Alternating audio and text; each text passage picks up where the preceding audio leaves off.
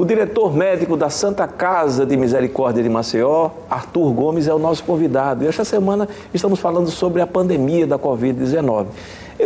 Vou falar ainda sobre a questão do SUS, da ampliação do atendimento do SUS, mas eu gostaria que o senhor falasse um pouco sobre a história do avanço tecnológico, né, da medicina, dos hospitais, e de repente nos deparamos com um vírus. Tem algo mais primitivo do que um vírus e demonstrando que temos muito que aprender ainda. Muito. Que lição é essa, hein? Veja só, acho que essas coisas acontecem e quando acontece a gente aprende muito. A medicina evolui muito nas catástrofes, né? Sempre nas guerras, inclusive. Nas guerras, né? Tudo que há de grande evolução acontece dessas catástrofes, dessas coisas. Então, por que acontece de evoluir? Porque a quantidade de casos é imensa, é enorme, né? Então, quando você tem muito caso acontecendo, você vai procurar alternativas e que terminam uma evolução, mais uma evolução da medicina ou de outras, né? De armas, de tudo, né? De tudo que não presta e o que presta também vai evoluir. Né?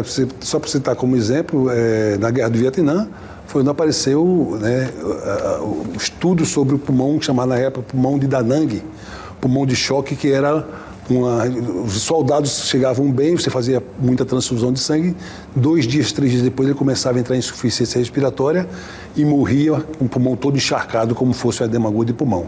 E aí descobriu que era uma resposta, na realidade uma resposta inflamatória que acontecia pelo politraumatismo, pela transfusão de sangue, algumas transfusões de sangue, e aí o paciente terminava evoluindo com inflamação do pulmão violenta e morria dessa inflamação.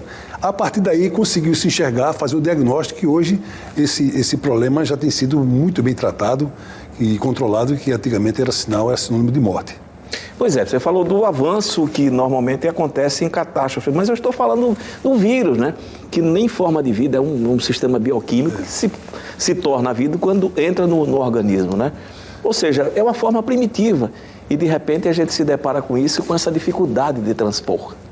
É verdade. É a natureza atuando, né? Mas o volume de ocorrência, digamos assim, e a quantidade de complicações e coisas que acontecem com esse vírus fez com que aparecesse muita coisa. Até experiências interessantes, você vê aquele capacete desenvolvido no Ceará, né? Coisa do brasileiro mesmo, que evitou e evita que muitos pacientes que têm a doença viral respiratória, isso serve para outras patologias, evitar o paciente evoluir para intubação, né, em sedação, o cara fica... Reduziu bastante. Reduziu bastante, então você consegue ofertar mais oxigênio com segurança e evita o paciente ser intubado e ficar sedado, e aí vem as complicações da intubação.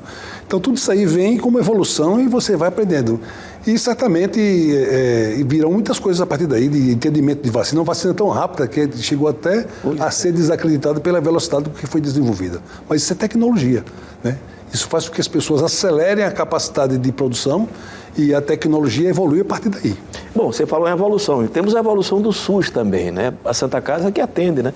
Paciente do SUS, de repente amplia a sua base de atendimento para a população e difícil vai ser manter, né?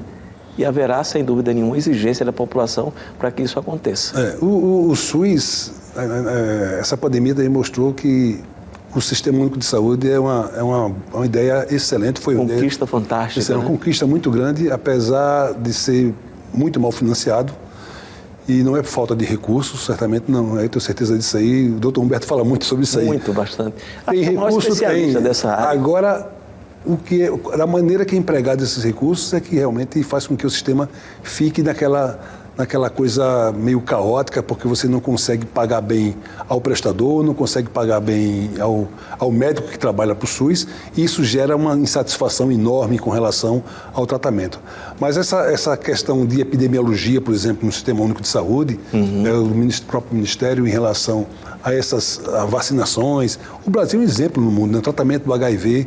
O Brasil é um exemplo no mundo na antecipação de quebra de patentes. Muita coisa foi feita no SUS e que salvou muita gente nesse país. E o SUS hoje, realmente, apesar dessa dificuldade toda que a gente tem em termos de financiamento, a gente vê que o SUS hoje é um sucesso muito grande. Essa virose trouxe o SUS para cima e também com a valorização do profissional de saúde que está ali trabalhando, que está no dia a dia, virando noite. E a gente vê que essas pessoas, independente de quanto estão recebendo, de quanto estão desgastadas do ponto de vista físico, de virar noites, eles se dedicaram independente de qualquer pessoa que estava ali, né? A gente viu uma manifestação de solidariedade do profissional de saúde do Brasil todo, uma coisa fantástica. Doutor Arthur, muito obrigado pela sua presença e esperamos sempre, né, que o senhor se manifeste como faz, né, pelas redes sociais e pela imprensa, demonstrando a preocupação que devemos ter ainda com a Covid-19 durante muito tempo, acho eu ainda, até que seja toda a população vacinada ou num patamar em que haja a tal da imunidade de rebanho. Muito obrigado mais uma vez, obrigado pela sua atenção, até a próxima semana.